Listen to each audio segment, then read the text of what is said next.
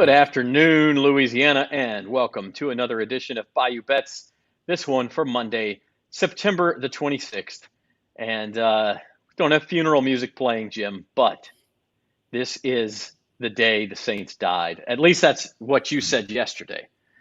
You just told me a minute ago you've kind of walked it back just half a step from there. Not really. But not good, not good. The Saints losing to the Panthers 22-14 yesterday, falling to 1-2.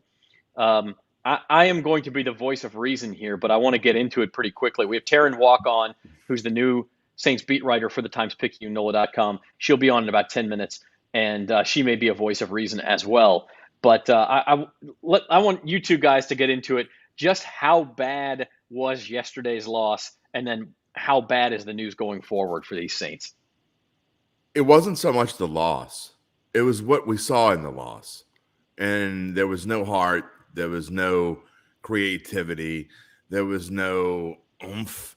There was no desire. The coaching staff left everything to be desired. It was the worst.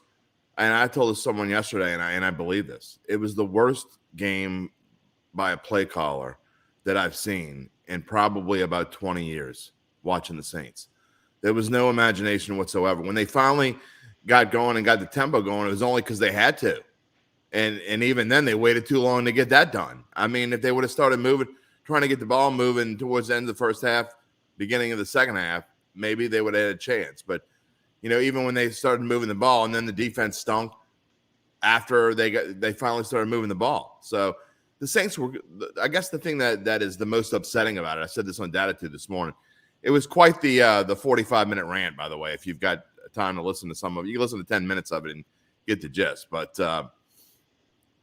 it was the Saints were clearly, and I mean clearly, they're clearly the better team than Carolina. They're so much better than Carolina, it's not funny. And so to be down 13-0 at halftime and to lose that game the way they did and lose by 8 is, I mean, how can you think anything else besides watching that game than thinking they stink? I mean, that's the only conclusion you can really come to. And to think that it's going to get better suddenly overnight with what I've seen over the past 12 quarters, it's a high task. It's Poppy says, who dat still? That's a true fan right there. You're watching Bayou Bets here on bet.nola.com and the Bayou Bets YouTube channel. Drop us a like and a subscribe if you would. We would appreciate that, trying to get those numbers up on our YouTube channel and on our Facebook page. We are brought to you by Caesar Sportsbook. As always, you can sign up for Caesar Sportsbook. New users get their first bet risk-free up to $1,250. Use promo code NOLAFULL or just go to NOLA.com/Caesars, and you can get that done today. And you could bet against the Saints. It's 3-0 if you're betting against the Saints now. They're 0-3 against the spread. Spencer, your take on yesterday and the Saints prognosis going forward. Yeah, I'm just noticing it's pretty fitting for this show. I accidentally typed my name in as Spencer the Grr, and I'm grr mad about that performance yesterday. That was a disaster. All the times me and Jim are on opposite sides of the fence. Yeah, there we go. Grr. Yeah, I was PO'd because they didn't show up. They plain and simply didn't show up offensively the entire first half. Then they finally did a little bit at the end. And then at that point, the defense was gassed. And so it was a disaster. But hopefully that was rock bottom. The scary thing is, though, like Jim was saying, the coaching staff didn't appear to have any answers. And they're clearly missing Sean Payton to where, to me, this was like, I was a little kid before the Sean Payton era, but I remember it wasn't too good under Hazlitt. And this kind of reminded me, like, man, this is like this could be the worst Saints team since before Payton. It's not looking too good. Hopefully they can turn it around, but I'm not confident because you go to London against a Minnesota team that's, didn't play great, but they still won against Detroit and has shown that they're very talented. And that's the thing with the Saints team. They have talent. That's the disappointing part about it. But with the lack of coaching and with the schedule not really getting any easier, I don't see a whole lot of hope. Yeah, exactly. You know how I kind of like, and then I'll sum up the attitude in about 30 seconds here. For the last year or so, people, when they complain about Jameis Winston, I remind them Drew Brees is gone and he's never coming back. Well, I got reminded myself yesterday that Sean Payton is gone and he's never coming back. I mean, what does Sean Payton do when he gets a little ticked off? He kind of has a little attitude in the post-game press conference. He maybe gives some writers the business and gives those little snarky, we played well, but with an attitude remark. I mean, Dennis Allen is there. I mean, and I'm not blaming it all on Dennis Allen because it was mostly Pete Carmichael, but Dennis Allen is there and he's complaining for the second straight week about the refs. I mean, he didn't overtly complain about the refs, but he did say there were calls he didn't agree with. I don't want to hear that from a coach. Don't talk about that as a coach unless it's something super egregious. And to hear that from a coach and just, we got to fix things. And I mean, give me some attitude, man. Give me attitude. I mean, look, and believe me, I hear those Saints fans who are bemoaning the loss of Sean Payton and saying Dennis Allen's not going to get it done, and it's, this is not going to work. And Spencer says it could be the worst team in his lifetime, his adult lifetime, basically. Yeah. And maybe all that is true. Look, they're not worse than the 7-9. This is where Spencer was not born in 1979, so I'm talking about 2015. Oh, the 7 and 9. I thought you said 79. Oh no, 7 and 9. 7 and 9. Gotcha. Right. Yeah, that was a bad I would just pull you guys back from the ledge one full step, and Terrin Waack will be on in about 3 minutes. But I'm like, look, it is 3 games. This is the NFL. Things change exceedingly quickly in this league. The Saints are 1-2. Well, guess what? They are. If the Cowboys beat the Giants tonight, then there will be only one 3-0 team in the NFC, and I think 5 2-1 teams. So a 1-2 team at this point would be in the playoffs. And listen, believe me, the Saints are not going to make the playoffs. They're not. The Saints are not going to make the playoffs playing like this. They're not.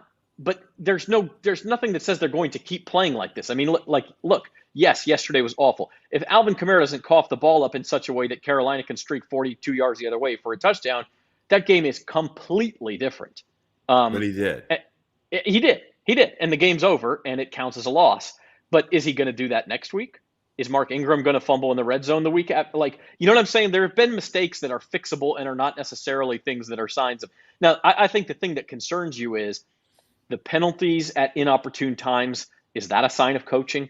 And then the other thing is the injuries. Jameis Winston, look, he looked fine yesterday. He's throwing the deep ball fine. I don't know. Oh, come on. Injury. Nah, he looked way off still. Oh, He looked awful. I think Jameis threw it. Here we go. And Spencer, I hate to put you on the spot here, but you represent the typical who dat. And you want to talk about Jameis being awful. He threw for 350 yards yesterday, which is second most in the NFL. In week number 3, the problem except for the first quarter, he was bad in the first quarter, and after that, he was fine. But Jameis is about 10th on the list in the number of Saints problems right now, and that might even be too high. I mean, he stunk to high heaven against Tampa Bay, and I came in here and said so. But he was fine yesterday. He had people in his face throughout the entire game. The offensive line was abysmal yesterday. I mean, abysmal. There's no other way to put it. They were terrible. They were in Jameis's face all day long, and when they weren't in Jameis's face, they were holding. So, I mean, it's you can't blame Jameis at all. When you throw on 3rd and 12, you throw a wide receiver screen pass. I mean, Pete Carmichael is obviously in way over his head and had almost nothing to do with play calling before the season. Because and you even go back to last year, Zach, and we talk about how great the Saints did when Sean Payton was gone and they won 9-0 against Tampa Bay. Well, overshadowed in the fact that they won 9-0 is Sean Payton wasn't there to call plays. Tampa Bay and the Saints scored 9 points. It's a good thing the defense did as well as they did because the offense, I forgot how bad they stunk that game, but they stunk. And so the one game Sean Payton was there, they stunk. And that team last year had no business winning 9 games. Well, guess what? When all is said and done this year and we're finished, we're going to say this team had no business losing 9 or 10 games because that's the path they're headed on right now. Maybe 11 games if they keep playing like they played yesterday. And it's not going to be because of the quarterback. It's going to be because of poor play calling and no chemistry. And you talk about fixing things. I don't know how you fix chemistry. I don't know how you fix heart, because chemistry and heart aren't there. And if you don't fix those two things, you got no shot. Chemistry and heart are things people say about teams when they're winning. When they're not winning, then people say, oh, it's not there. I think you can look at the Texans, and the Texans, I think they actually, if you watch them, they play excited. And I know they're 0-3, but they're so much better than I thought they would be. And they're a perfect example of a team that's terrible. Atlanta is a team I thought would be just god awful. And I see them playing together and playing with heart. And they're 1-2, the same as the Saints, and they blew a game against the Saints. But that's a team that's playing way better than I thought they would play, because I see them playing together. And this Saints team has no business being 1-2. Had no business losing to that team yesterday. Baker Mayfield looks, you want to talk about awful. Baker Mayfield looked completely lost yesterday. Well, I told y'all about that. You were right. Let's bring on Terrin Waack and maybe give us a voice of reason. Terrin is here. How you doing, Terrin? I'm doing well. How are you? Can you hear me perfectly? We can hear you just fine. We're gonna do a little switcheroo here so that live TV. There we go. Live TV. Live TV, exactly. We're doing it live, baby. I had to call quick audible. The laptop wasn't working, so I was like, I had to move to my phone real quick. Oh, okay. Well, we're glad that you're with us. Terrin is the newest New Orleans Saints beat writer for the Times-Picayune and NOLA.com, and has been covering the team now just since the preseason, right, Terrin? Correct. Day one was the Monday before the first preseason game. Okay. So just since the beginning of the preseason. So more of an outsider, I hate to use that word, but an outsider perspective, haven't been covering the team under Sean Payton, under Drew Brees, those sorts of things. First off, what's your impression been of the Saints fan base and how it's reacted through the ups and downs just in these few short weeks? The fan base has a lot of passion. I've kind of changed my view on what I think about not Dennis Allen taking over, but how he should handle it. Because during the preseason, I thought it was a good thing that he wasn't necessarily rocking the boat so much. It seemed like the transition from Sean Payton to Dennis Allen was going to be more smooth and minor changes here and there, why fix something that isn't broken. But now, as this team can't find its identity offensively, I feel like maybe they should rock it a little bit. It's not working right now, obviously. The offense isn't clicking.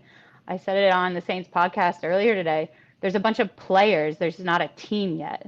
There's the talent there, but none of them are coming together. Aaron, I think you hit the nail on the head. And that's kind of what I've been talking about all day long. And I mean, you can bang your head against the wall, and I know it's only 3 games, but if you bang your head against the wall for 3 games and do it on a fourth time, it's still going to hurt. So, I mean, to that end, what do you think they can change? What can be done? And first of all, do you agree that as far as the offense goes, they got to get something going, more up-tempo stuff, or they're just going to kill themselves before it's too late, before they can catch up? The fourth quarter against Atlanta showed what this offense can do. I mean, they were under pressure and executed and pulled off a comeback all within 1 quarter. But they're not expanding that beyond a single quarter. And that's not how you win football games. It's 4 quarters worth of play, not 1. And when it comes to what they should do, I mean, I think they need to get into a rhythm and stop killing themselves with penalties. And I don't know, maybe convert a 3rd down here or there. Because they have converted 13 of 39 through 3 games. Can't do that math off the top of my head too well, but it doesn't seem like a good percentage. They were 4-13, 4-13, and then 5-14. So technically they did a little better, but only by 1. It's just they're not sustaining drives. I agree wholeheartedly. Go ahead, Spencer.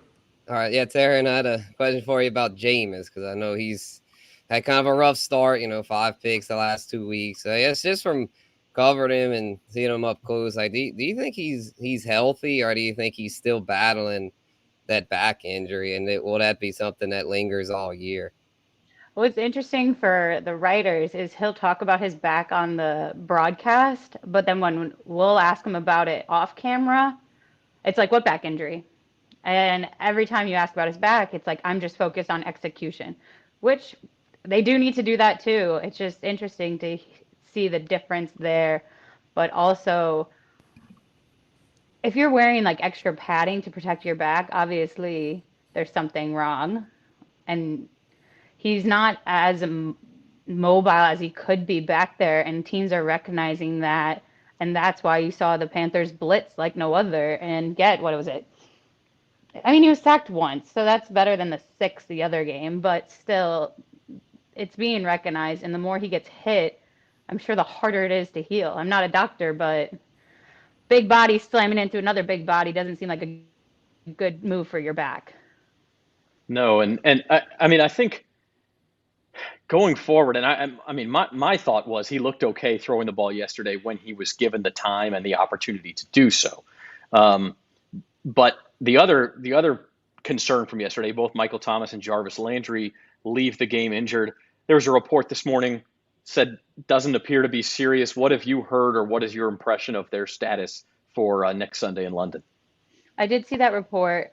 It is concerning how many wide receivers are hurt, considering they were literally just down to Chris Olave and Marquez Callaway come the end of yesterday's game.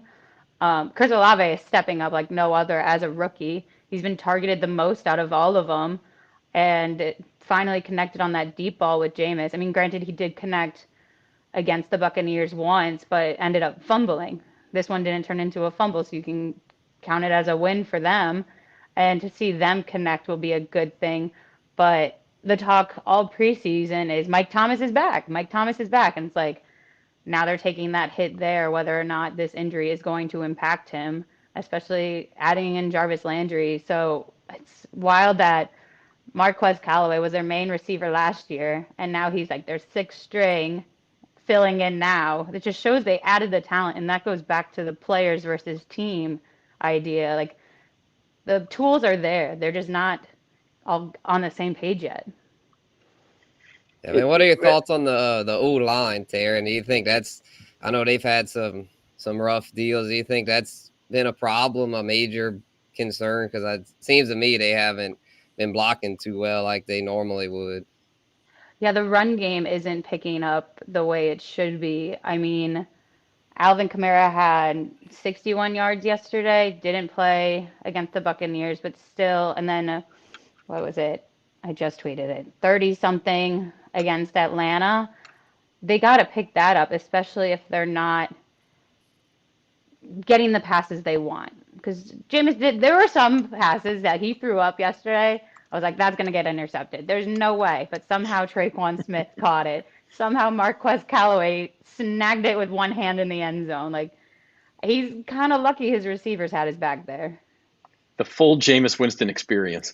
Right? As we look forward to next week, Saints Vikings. Vikings are 2.5-point favorites in London, and the Saints come home, get the Seahawks. They'll be favored in that game. But the schedule gets so much more difficult after that. What's the attitude around the team? Is there panic in that locker room that you can sense? I think they're getting frustrated. Cam Jordan yesterday after the game was very candid. I mean, they led up. I did a short thing that's going to run in print tomorrow and online later about how since 2017, specifically, what was it, November 19th against Washington, they've only allowed 5 runners to rush for more than 100 yards. Well, 2 of those 5 have happened this season already. They didn't allow a single person to go for more than 100 yards on the ground last season. And now here you have Cordell Patterson, words. And this is why I'm a writer. And Christian McCaffrey yesterday doing more than 100. So they need to tighten up there. And that's something that Cam recognized and was like, this is not okay. This is not our standard. What's a reason for hope? If you're a Saints fan who is ready to hit the panic button, what's something you've seen that you think they can build on? Going back to the talent on the team that they did put on the offense, I mean, Mark Ingram and Alvin Kamara are great running backs. You have all those wide receivers, if healthy, to step up and help with Jameis. He's injured, but he's still better than Baker Mayfield, hopefully for them. Damning 'Cause, with yeah, faint I heard praise. y'all, He's better I than a lot heard of y'all say quarterbacks. that. Yeah, especially when healthy. That's the issue. And if not, you got to back up who's a veteran at this point rather than last season. And then defensively, it's like the run game needs to be stopped, but at least they're limiting quarterbacks a lot better. Like the pass defense has been strong. So there's things here and there. It's just like there's no cohesiveness. Yeah. Oh Well, before we boy, let here you, we go. Oh no, Kyle's put that in the one. building. Terrin's got to get introduced to this dude.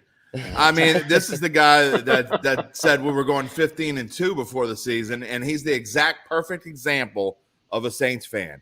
The same, and I said it before, the same 15-2 guy who said 14-3, 15-2 is now probably thinking they're going to go 2-15. So, which is it, buddy? Pick one. All right. Well, All right, I'll sorry. be the one to ask it. I'll be the one. So how bad would it have to get, you think, Terrin, before they would turn to Andy Dalton under center? I think it would take Jameis Winston admitting his back hurts Yep. publicly. Right. I don't think they're going to pull him. At least he's never going to go willingly until it's like, I literally cannot do it. He has been very adamant that he is going to play and keeps saying everyone's dealing with something and you don't know how bad it really is. Like he has the padding there as a preventative. Like fracture could mean a bunch of little things. Again, not a doctor, but someone was explaining it to me. There are different options there. So who knows how bad it really is? And he won't give a scale. So it's going to take him admitting, yeah, this hurts. Me putting my arm back and throwing it is impacting my back. to me, that doesn't happen unless it gets much worse. So, They got to stop letting him get hit. well, that would help too, wouldn't it? But here's the point, though, on that. You throw for 350 yards. Your injury your injury can't be bothering you all that much. And part of the point I made in the podcast this morning was, it's funny because no one had a problem with Alvin Kamara playing hurt. No one had a problem with Paulson Adebo starting, but they have a problem with Jameis Winston starting. Why? Because when you lose a ball game, more times than not, your quarterback gets blamed more than anyone else. And unfairly or fairly, and in this case, I think super unfairly, I think he deserved to be chastised in the Tampa Bay game. In the Atlanta game, I mean, yesterday, I thought he was fine. In fact, except for the first quarter, I thought he did a pretty good job. So, I mean, I'd like to hear Terrin's opinion on that. But, I mean, you can't blame yesterday on Jameis Winston. No, I think it's a team game, the cliche That's is. right. But That's right. You can't blame it just on him. He's literally giving it his all that he physically can. So you can't knock it. It is questionable, like how. I get the argument also where people are like, if you are in pain, if you are unable to perform at 100%, why are you doing this? Especially since he is the leader. He's the one who's calling the shots when it matters. So I can see that side, but I wouldn't blame him. And that was something Dennis Allen talked about after the game. He's like, there's not one person to blame here. It is everyone. Well, I'm just he's saying, the one to blame Dennis Allen because, man, the coaching just has not seemed up to standard. Terrin, I want him to put a personal touch on. I'm sad you just missed being chastised by Sean Payton. Because, I mean, when you ask a question he doesn't like, I mean, you're not going to get to experience that. That's fun stuff. I did cover Nick Saban. There you go. That's even so I don't know if I want to be reprimanded anymore. Behind you don't need to go from one to the other. Fair enough. That's a good one. Sean Payton did choose Drew Brees when Nick Saban turned him down, so he can always hold that one over him. Before we let you go, Terrin, show some of yesterday's results. Just like the first 2 weeks of the season, plenty of surprises. What's been your biggest sort of, for lack of a better word, surprise? Your biggest sort of either good or bad thing that you did not expect early in the season? The Dolphins are popping off. And I feel like the wildest thing about this season so far is there have been so many late game comebacks. Like, it's not over until it's over this season, apparently. No, that is Unless definitely you're true. And the Saints. The Saints would be 0-3 if that were true, because Yeah. that first game certainly looked over. Mm-hmm. So they are 1-2. Terrin Waack covers the Saints for NOLA.com and the Times-Picayune. You can read her work every day in the paper and online. Terrin, thanks for joining us. Thank you for having me. Thank you, Terrin. Thanks, Terrin. Thanks, Terrin. And we will see her again later on in the season.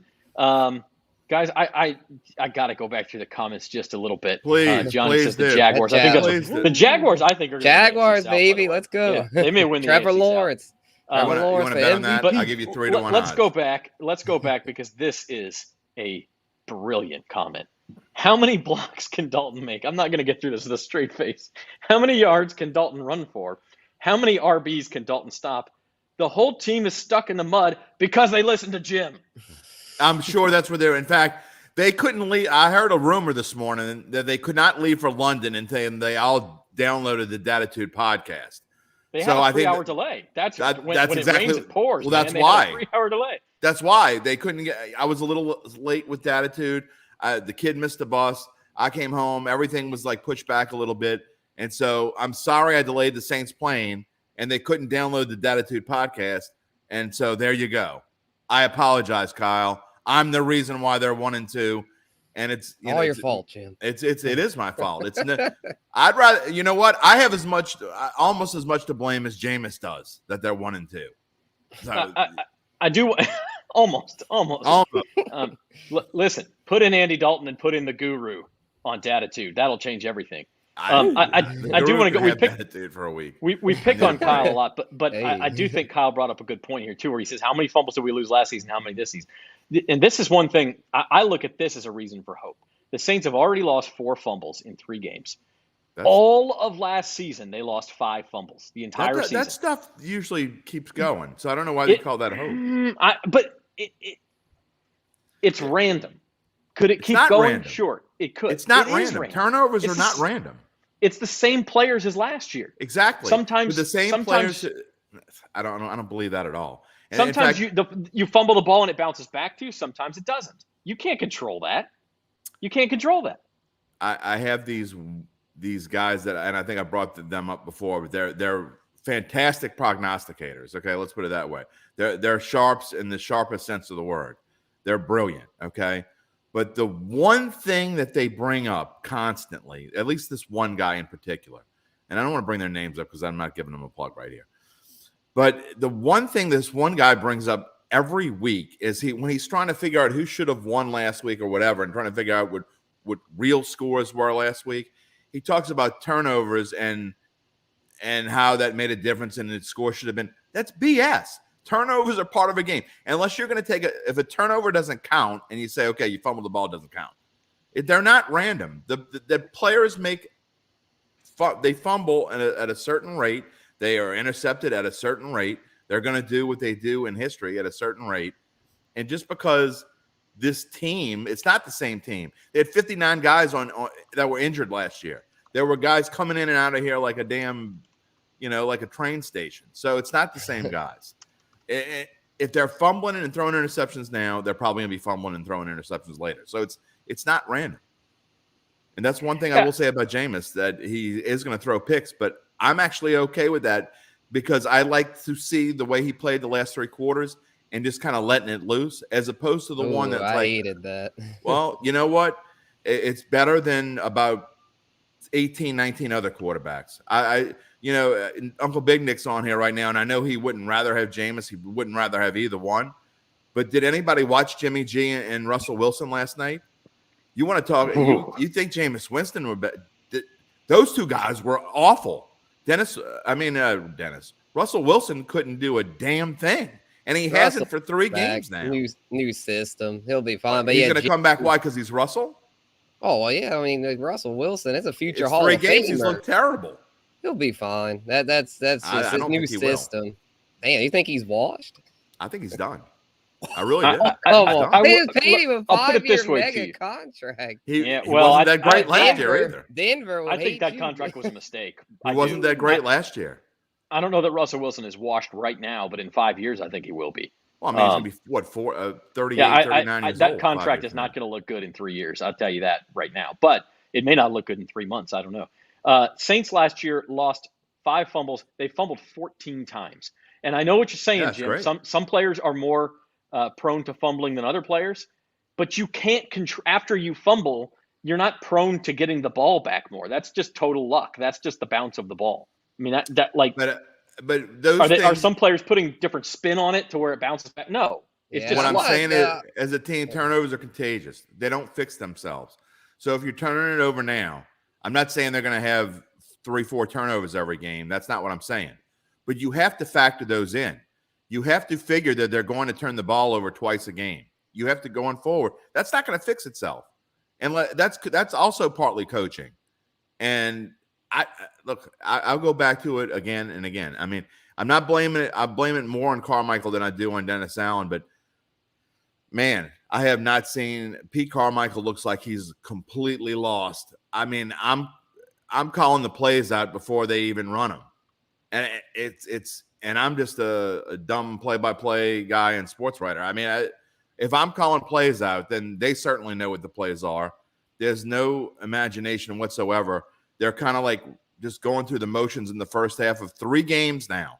3 straight games of going through the motions, run, pass, punt. And this is like the old Saints that I grew up with, that I saw every week of my life for the first 18 years. The play calling, especially early in the game, has to improve. You've got to roll the dice a little bit more. You've got to come out and honestly, I do say that the Saints' first drive in Charlotte yesterday was fine for the first 8 plays or so. They committed a penalty that got them knocked out of field goal range. I mean, it was every drive in the first half after that was just what are we doing here? I mean, like that. Yeah. You never thought they had a chance to score again until the end of the half when the field goal was blocked. And then they started completing some deep balls. Anyway, we got to move on a little bit. By the way, if the Saints do commit 2 turnovers per game, they'll finish with 34 turnovers, which would be the most in the NFL in 3 years. So if that's the case, they're really going to be in trouble. And the team that had more than that, by the way, 3 years ago was the 2019 Bucs, quarterbacked by Jameis Winston. So tonight's game, by the way, is the Cowboys at the Giants. Haven't talked too much about this. I think the two of y'all are on opposite sides of this one. If I do recall your picks. Well, the Giants is one of my best bets, so I don't know what Spencer has. Yeah, I'm on Dallas tonight. So yeah, we're on opposites here. The reason I like Dallas though is because the defense I feel is going to really make life hard for Daniel Jones, because the Giants receiving core is one of the worst, arguably the worst in the NFL. They've got a lot of injuries, a lot of malcontents like Kenny Golladay. So it's just, I think they're going to get exposed tonight. Yeah, they're 2-0, but I don't see them performing well in prime time. I don't really like Dallas that much, but I think they'll be able to pull it off just because the Giants are going to give it to them.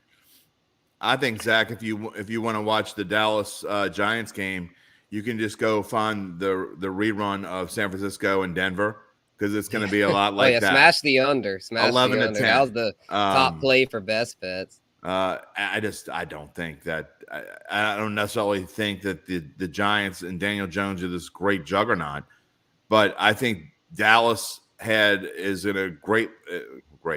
If you're a bettor, a great letdown spot, because they put all their emphasis into showing the world that they could be great without Dak Prescott last week and beat up on Cincinnati last week. They're going to come. I mean, now you got to go across the country and play one of your rivals in prime time. Are we ready for Cooper Rush in prime time?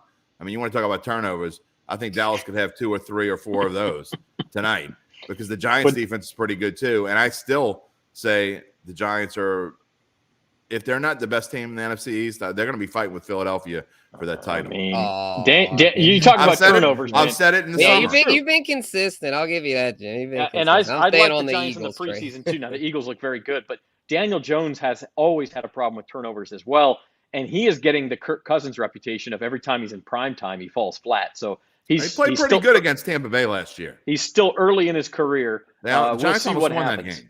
We'll see what happens. But hey, if the Giants win, they're 3-0, and there's only what is there? Only three other 3-0 teams. I don't have the standings in front of me. I know the Eagles are one. Yeah, Miami, the Eagles, and shoot, that might be it after this. I think that is it. Tampa Bay lost. And, a reminder, do we remember who was 3-0 last year? The Carolina Panthers. Oh, yeah. That's right. The Giants, if they win tonight, I think they'll be this year's Panthers. I'll make and who was 1-2 last year? I'll bet you that, pal. I'll bet you that right here. By the way, the Saints, a couple more comments. And Johnny, I don't want you to think I'm hiding from this comment because you've said it a couple times. Criticizing Honey Badger's performance. Kyle says, I wonder how CD Deuce is doing. CD Deuce is probably very happy, but I don't know that CD Deuce for Tyrann Mathieu makes a whole heck of a lot of difference with where this team is right now. I really don't. CD Deuce has nothing to do with where this team is. CD Deuce he's a good player. He's not a difference maker. He's not going to change this situation. He's a little better than average player that makes himself noticed because he yaps all day. Saints were 1-2, by the way, in 2017, the last time they played in London. Shut out the Dolphins and went on to have their best season in years. Not that has anything to do with anything, but if you're into trends, maybe that can make you feel good. Well, I'm about to go and study. Next thing I go look up is what teams do after a loss against the spread in London when they go to London, and what they do after a win against the spread. So that is tomorrow. I'm going to spend. Well, I'm supposed to be off tomorrow, but anyway, part of Wednesday when I do my NFL picks, I know I will be spending time researching that. And that's why we love you, Jim, because on your day off, you're doing research for the people. We love that. It used to be that you got a game in London, you always got to buy. It's not that way anymore. And so that could be a little difficult. Saints get Seattle at home the following week. Again, they'll be favored in a game they should win. But again, coming off the trip to London, we'll see how injuries are. Could be an issue. But I want to get to college football here on Bayou Bets just for a few minutes. Haven't gotten there yet. The other sort of hometown team, Tulane lost to Southern Miss, by the way, which I think you called that, Jim. That was Jeff Duncan called that too. It was like letdown city after they beat K-State, and K-State turned around and beat Oklahoma. So you never know what you're. Yeah, nothing ever makes sense. Tulane plays Thursday against Houston. That's a big American Conference game. But the other sort of hometown team in South Louisiana, LSU, okay, they beat New Mexico 38-0. Whoop-de-doo. They look much better than they did even a month ago. I mean, there's no doubt about it. 2 first downs, Spence. Yeah. Yeah, that was crazy. I didn't think they'd do quite that well. I was thinking New Mexico could backdoor cover that, but nope, that was a straightforward domination. Yeah, I mean, New Mexico needed another touchdown for the backdoor cover and never got on the scoreboard. I mean, the defense is, with all the players that were out for this week, I expected New Mexico to score a couple touchdowns. And like Spence said. And Keyshawn Butte was out too. Yeah. I mean, and Jaden Daniels went out for part of the game too. New Mexico, I think, came in with a top 20 defense. I mean, their schedule wasn't great, but they did play Boise State, and they play. It's not like they've been playing total nobodies, and they have for a Mountain West team a pretty good defense, and so LSU was able to move the ball, shut them out. Now they go to Auburn, which look, that spreads up to 8 already. Yeah, it's already up to 8, and I think it's on the rise. Auburn is a complete mess. Just let me get on my soapbox for a moment so y'all can feel sorry for me. Missouri graduate here. That was – they miss a 25-yard field goal as time expires in regulation with an All-American kicker. And that wasn't even the most painful thing to happen in that game because 10 minutes later, they fumble the ball going into the end zone for the game-winning touchdown. So twice in one game. And by the way, Mariners fan lost an 11-2 lead yesterday in Kansas City, gave up an 11-run inning and lost 13-12. So it was quite a weekend. Feel sorry for me. But any way you guys see Auburn, I mean, I hate to, you hate to be chalk and pick the favorites. Auburn is a mess right now. I won't touch this game with a stick because I like LSU and so does Aunt Mabel and Drunk Joe. Obviously, that spread is ballooning. I mean, it's kind of growing like the hurricane right now. That's about to enter the Gulf. I don't want any part of this game. Right now, if you forced me to pick, I would take LSU, but I'm not going to touch this game with a stick. But LSU is definitely better than Auburn. Yeah, Kyle's right. The schedule has been kind. LSU should go to 4-1. Then the schedule gets very unkind. They got Tennessee at Florida, Ole Miss, Alabama, and then at Arkansas. I think they're 5 games after that. So you'll be very happy with 2 and 3 in that 5-game stretch. Very happy. So we'll see what happens to LSU. Other college results from Saturday. It was a wild day. Texas lost as a 7-point favorite. Clemson almost lost as a 7-point favorite. Tennessee, that was a backdoor cover from Florida, and then they kept going and going and going, recovered an onside kick, and almost backdoored a victory. The A&M Arkansas game, one of the crazier games you'll see, where A&M returned a fumble 98 yards for a touchdown. That was the key play. Mentioned K-State upsetting Oklahoma. Oregon State almost upset USC. I talked about the power of those Woods and Corvallis. It almost came through, but USC didn't cover the spread. They were able to stay undefeated. One of those years in college football, the top three, Alabama, Georgia, Ohio State, haven't really been challenged yet, but everybody else is just total chaos. The Clemson Wake Forest game was the best game I've definitely seen so far this year, and it's one of the best games that I've seen in a couple years. It was fantastic to watch if you like offense. And I was so impressed with the Wake Forest quarterback. I obviously haven't paid much attention to them. I was just upset with them because they beat my Doors a couple weeks ago. But it's okay. The Doors got over the win total. But Wake Forest is going to be I think they're going to be this year's Pitt. Well, I mean, they were in the ACC championship game against Pitt last year. So they could win. Now, they got a loss to Clemson, so Clemson will have to lose twice for them to make the ACC championship game now. But Sam Hartman, the Wake quarterback, very, very legit. Very impressive. He was fun to watch, for sure. Our big Bucks result. I'm sorry, Spencer, go ahead. Oh, I just wanted to throw in how crazy that USC Oregon State game was. The over-under closed at 70.5. 70.5, and yet they only scored, 31 points? That's I don't think I've never seen a total that far off before. That blew my mind.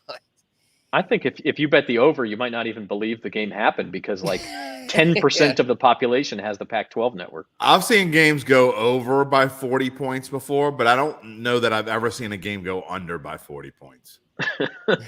You know what would have been great is if Oregon State had gotten a field goal at the end, 17-17. Of course, with the 2-point conversions now, it's harder to do that. But then you go to 9 overtimes and you actually can approach the total. Yeah.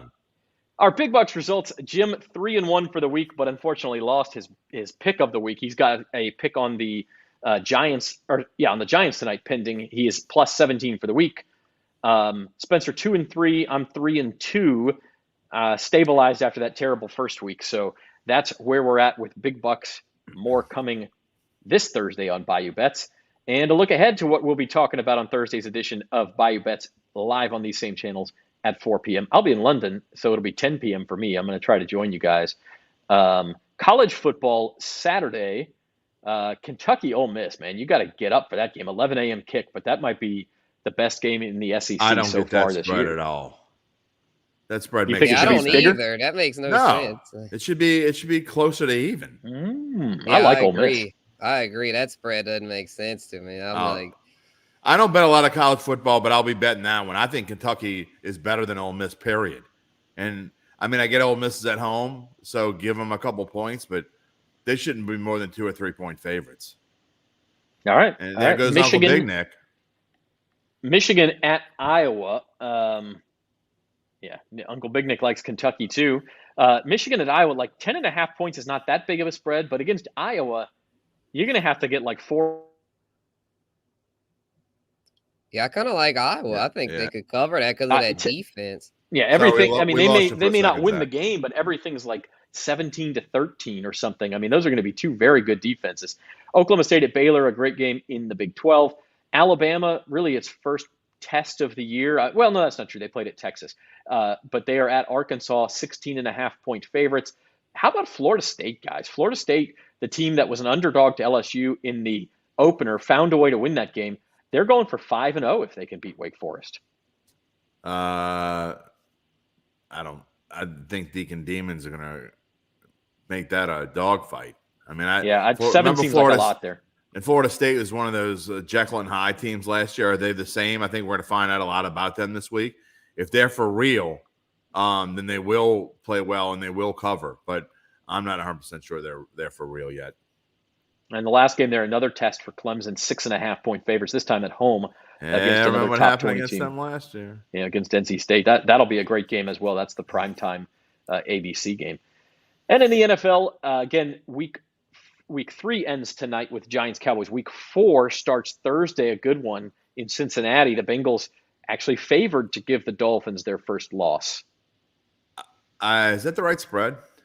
Yeah, I believe so. right. Yeah. Oh thought it yeah, was yeah. The 1.5. Bengals are favored. Yeah, I know the Bengals are favored, but I thought it was like 1.5. Yeah, As of noon, it was 3. I don't know. Okay. I'll I think check it's and see if 3.5. changed. That's what it now. is. It's 3.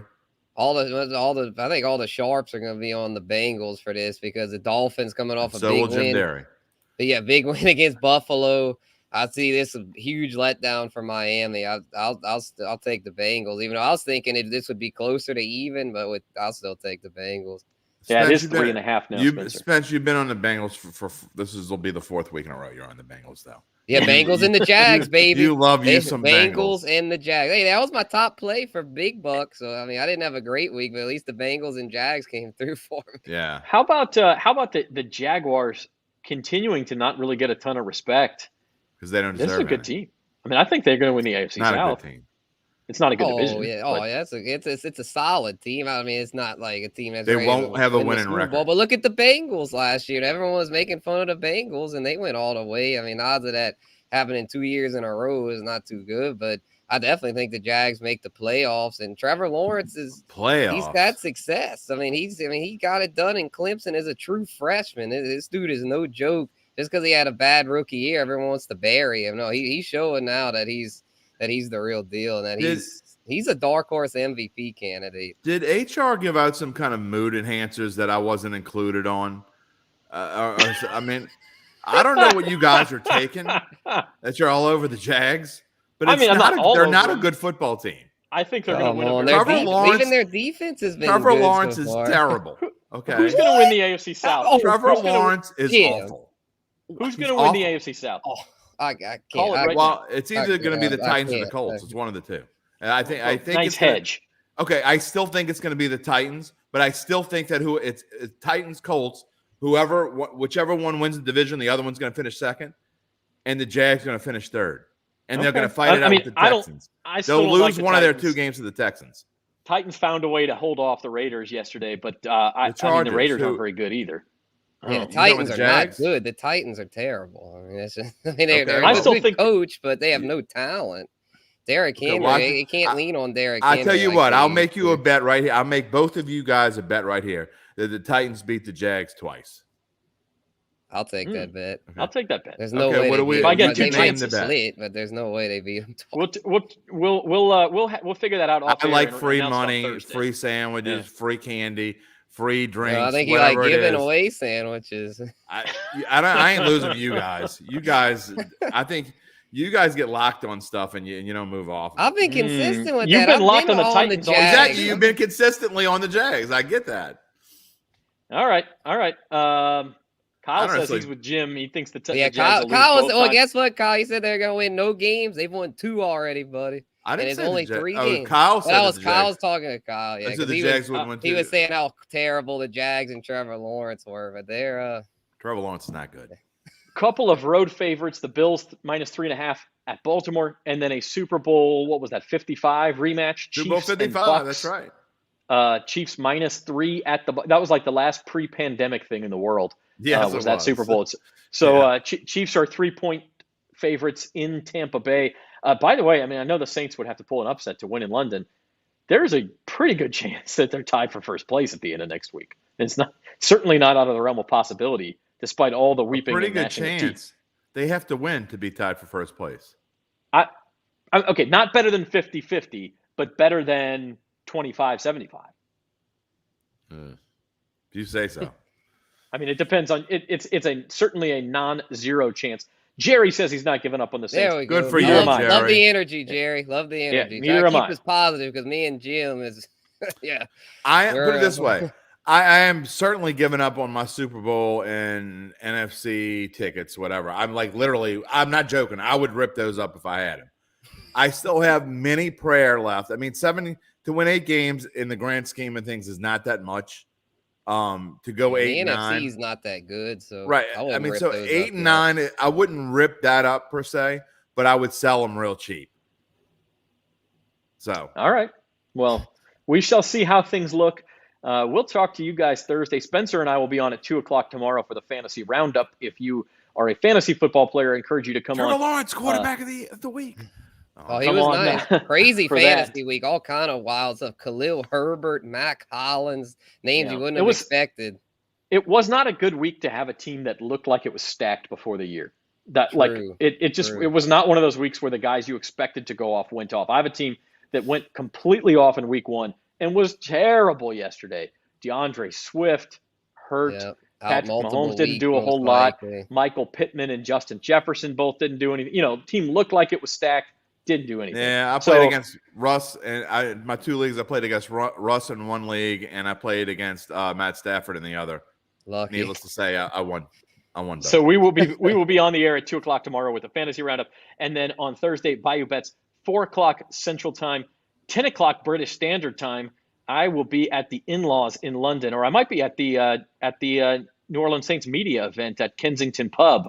I don't know where I'll tune in from, but I will be with you guys. That's right. We'll have some tea and crumpets. It's tea time, 4:00. So we'll see you guys then. Thanks for joining us. Remember to sign up for the Caesars Sportsbook. Join the action. NOLA.com/Caesars. Until Thursday, for Jim Derry and Spencer the Guru, I'm Zach Ewing, and this has been Bayou Bets.